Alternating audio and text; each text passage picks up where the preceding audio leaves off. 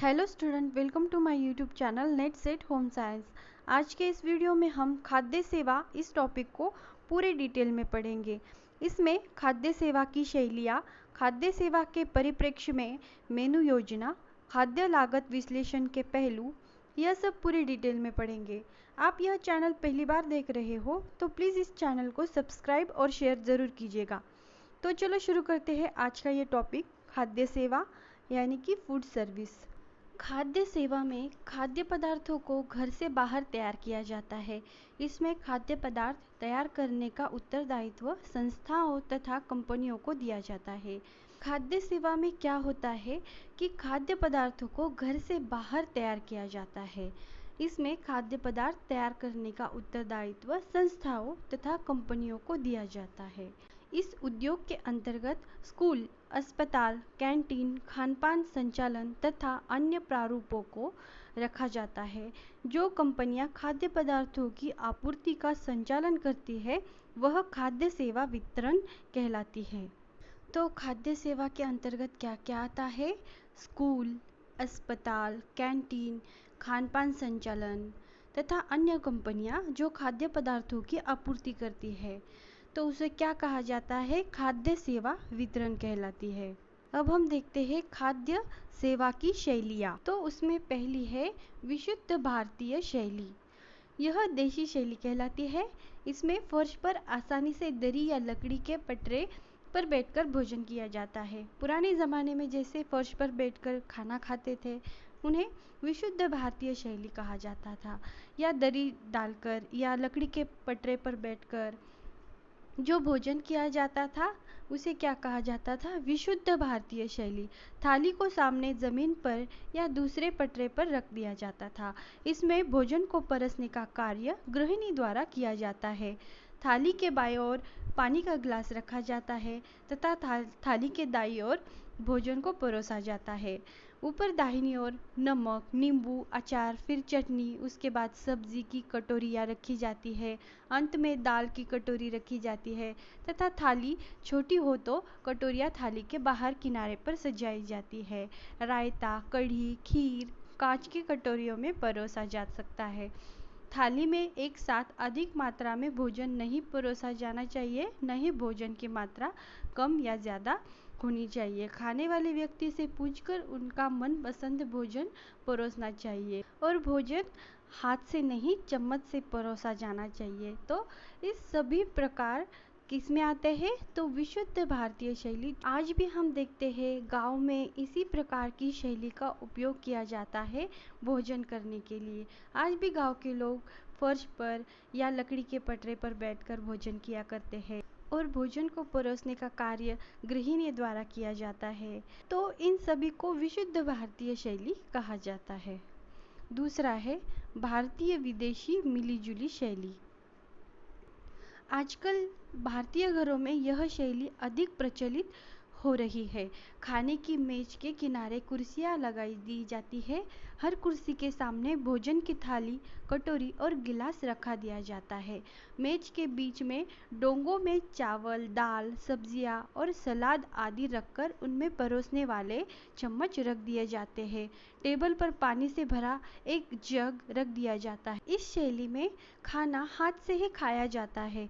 सभी व्यक्ति अपनी आवश्यकता अनुसार स्वयं भोजन परोसकर खाते हैं। आजकल यह शैली भारतीय घरों में खासकर शहरी जो लोग हैं वो अपनाते हैं, जिसे भारतीय विदेशी मिलीजुली शैली कहा जाता है। तो नेक्स्ट है पाश्चात्य शैली। इस शैली में मेज पर कांटे, चम्मच, छुरी आदि रख दिए जाते हैं तथा इन्हीं के प्रयोग से भोजन किया जाता है। इसी के सामने टेबल मैट पर खाने की बड़ी प्लेट रखी जाती है। भोजन की मेज पर एक स्वच्छ इस्त्री किया हुआ मेजपोश बिछाया जाता है। यह सफ़ेद या बादामी रंग का होता है। बड़ी प्लेट की दाहिनी ओर छुरी रखी जाती है। छुरी की धार प्लेट की ओर होनी चाहिए। बड़ी प्लेट की बाईं ओर कांटा रख दिया जाता है। कांटे की बाईं ओर नैपकिन तह करके रखते हैं। नैपकिन को फूल की तरह मोड़कर गिलास में सजाकर भी रखा दिया जाता है। विभिन्न व्यंजनों टेबल की बीचों बीच डोंगों, कटोरों और गहरी प्लेटों में चम्मच के साथ सजाकर रखे जाते हैं। छुरी की दाहिनी ओर खाने की चम्मच रख दी जाती है। दाहिनी ओर छुरी के ठीक सामने पानी का गिलास रखा जाता है। तो इन सभी प्रकार के शैली को क्या कहा जाता है कि पाश्चात्य शैली। नेक्स्ट है बुफे शैली। जब स्थान कम होता है तथा अतिथि अधिक होते हैं तब इस शैली में भोजन दिया जाता है। बड़े शहरों में इस विधि को लोग अधिक से अधिक अपनाते हैं। इस शैली में बड़ी मेज पर खाने की सभी सामग्रियां बड़े बड़े डोंगों और बड़ी प्लेटों में सजा दी जाती है तथा पास में परोसने के लिए चम्मच रख दिए जाते हैं। इसमें व्यक्ति स्वयं अपने हाथ से आवश्यकता अनुसार भोजन परोस कर लेते हैं। अब हम देखते हैं खाद्य सेवा के परिप्रेक्ष्य में मेनू योजना। खाद्य सेवा के अंतर्गत में मेनू बनाते समय यह योजना पहले ही बना लेनी चाहिए कि किस प्रकार की पार्टी दी जा रही है। मेनू योजना मुख्यतः बजट पर निर्भर करती है, यानी कि जब खाद्य सेवा के लिए मेनू की योजना बनानी हो तो सबसे पहले यह जान लेना चाहिए कि किस प्रकार की पार्टी दी जा रही है। मेनू योजना मुख्यतः बजट पर निर्भर करती है। इसके अतिरिक्त पार्टी के आयोजन का उद्देश्य, मौसम, अतिथियों की संख्या, उनका आयु वर्ग तथा भोजन संबंधी उनकी रुचि को ध्यान में रखते हुए मेनू बनाए जाते हैं। मेनू की योजना में क्या आता है कि पार्टी की आयोजन का उद्देश्य क्या है, यानी जन्मदिन के लिए पार्टी रखी जा रही है या शादी के सालगिरह के लिए रखी जा रही है या गेट टुगेदर के लिए रखी जा रही है या अन्य किसी उद्देश्य से पार्टी रखी जा रही है। यह सब ध्यान में रखना ज़रूरी होता है। कौन से मौसम में रखी जा रही है यह ध्यान रखना ज़रूरी है। अगर गर्मी के मौसम में पार्टी हो तो मेनू की योजना बनाते समय ठंडे पदार्थों का उपयोग किया जाता है। यदि ठंडी का मौसम हो तो उस मौसम से मिलती जुलती पदार्थों को शामिल होना ज़रूरी होता है। अतिथियों की संख्या पर ध्यान दिया जाता है तथा आयु वर्ग का भी खास ध्यान रखना ज़रूरी होता है। पार्टी अगर बच्चों के लिए हो तो मेनू में आइसक्रीम, केक, पेस्ट्री, स्नैक्स यह सब चीज़ें शामिल होना ज़रूरी होता है तथा किशोरों के लिए हो तो कोल्ड ड्रिंक्स, चाट तथा उनकी पसंदीदा भोजन शामिल हो। उनकी रुचि को ध्यान में रखते हुए मेन्यू को बनाया जाता है। खाद्य लागत विश्लेषण। खाद्य लागत विश्लेषण एक रेस्तरां में बजट बनाने हेतु पहला कदम है। खाद्य लागत प्रत्यक्ष रूप से रेस्तरां के मूल्य तथा संचालन को प्रभावित करती है। जो रेस्तरां असफल होते हैं उनके पीछे मुख्य कारण रेस्तरां चलाने से जुड़ी लागतों की समझ नहीं होने का ही परिणाम होता है।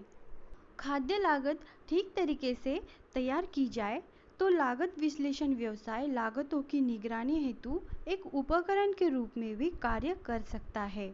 खाद्य लागत सदैव संतुलित रखना चाहिए ताकि अतिथि उचित शुल्क दे सके, क्योंकि रेस्तरां में कुछ अन्य खर्च ऐसे होते हैं जो मुख्य लागत की गणना में शामिल नहीं होते हैं। खाद्य लागत विश्लेषण के पहलू। अब हम देखते हैं कि खाद्य लागत के विश्लेषण के क्या क्या पहलू हैं। खाद्य लागत का रेस्तरां के परिचालन लाभ पर सीधा प्रभाव पड़ता है, इसलिए मासिक भोज्य लागत की गणना करना आवश्यक होता है। खाद्य लागत की अवधारणा को ध्यान में रखने हेतु अलग अलग रेस्तरां पर मूल्यों की जांच की जानी चाहिए। यह जांच सभी पहलुओं को ध्यान में रखकर की जानी चाहिए, जैसे जब मेनू का आइटम दूसरे की तुलना में अधिक बिकता है तो समग्र खाद्य लागत में भिन्नता आती है। लागत के विश्लेषण के मुख्य 4 पहलू हैं, तो उसमें पहला है अधिकतम खाद्य लागत प्रतिशतता। अधिकतम खाद्य लागत का आंकड़ा खाद्य लागत की प्रतिशतता का निर्धारण करता है कि कितनी मात्रा में खाद्य लागत होगी। इसकी गणना हेतु सबसे पहले लेखा अवधि का चयन किया जाता है, जिनके अनुसार बजट निकाला जाता है कि खाद्य की लागत का निष्कर्ष निकाला जा सके। उदाहरणतः यदि किसी रेस्तरां की लेखा अवधि 31 मार्च 2019 से 1 अप्रैल 2020 है, तब इस लेखा अवधि में कितनी संभावित सामग्री की लागत हो सकती है, इसकी गणना की जाती है। जैसे माना इस लेखा अवधि में अधिकतम 100 टन आटा, 50 चावल, 25 टन सब्जियां, व 3000 लीटर खाद्य तेल का उपयोग होगा। अतः इसके पश्चात सभी विभिन्न सामग्री की मात्रा को इनके प्रति किलो या लीटर मूल्य में गुना करके उनका योग किया जाता है। अभिष्ट योग इस लेखा अवधि का बजट कहलाता है।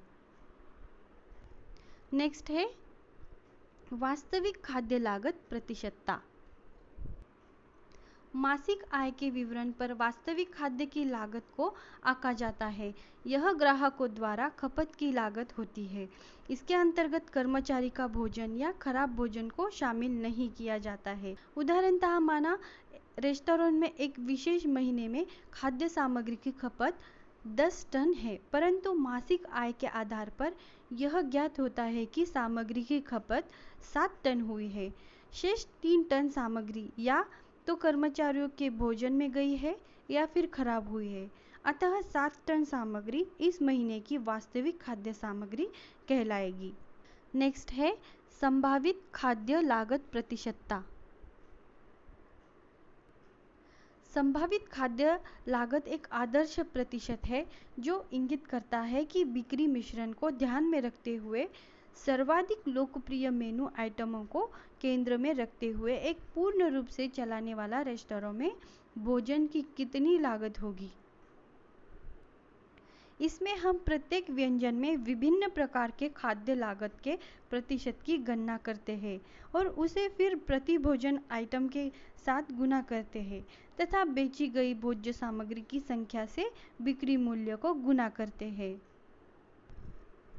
उदाहरणतः माना कि किसी व्यंजन में 60% चावल, 13% तेल, 20% आटा व 7% नमक व मसालों का प्रयोग होता है। हम कुल बेचे गए व्यंजनों के आधार पर प्रतिशत द्वारा कुल आटा, चावल, तेल, नमक व मसालों की मात्रा को ज्ञात करते हैं। अतः इसके बाद की मात्राओं को इनके मूल्य से गुना करके कुल मूल्य ज्ञात करते हैं। इसके बाद कुल लागत को 100 से गुना किया जाता है तथा इसके बिक्री कॉलम के कुल से विभाजित किया जाता है। इस प्रकार संभावित खाद्य लागत का परिणाम प्राप्त किया जाता है। नेक्स्ट है मानक खाद्य लागत प्रतिशतता। मानक खाद्य लागत संभावित खाद्य लागत व वास्तविक खाद्य लागत को जोड़कर निकाली जाती है। मानक खाद्य लागत संभावित खाद्य लागत व वास्तविक खाद्य लागत को जोड़कर निकाली जाती है। प्रबंधन को मानव खाद्य लागत में संभावित खाद्य लागत को समायोजित करना आवश्यक होता है। यह लागत प्रबंधन द्वारा नियंत्रित की जा सकती है। तो यह खाद्य लागत विश्लेषण के पहलू है। स्टूडेंट, आज का ये टॉपिक खाद्य सेवा पूरा कवर हो गया है। इससे रिलेटेड कोई भी क्वेश्चन या क्यूरी हो तो कमेंट में लिखकर बता सकते हैं। Thanks for watching. मिलेंगे नेक्स्ट वीडियो में।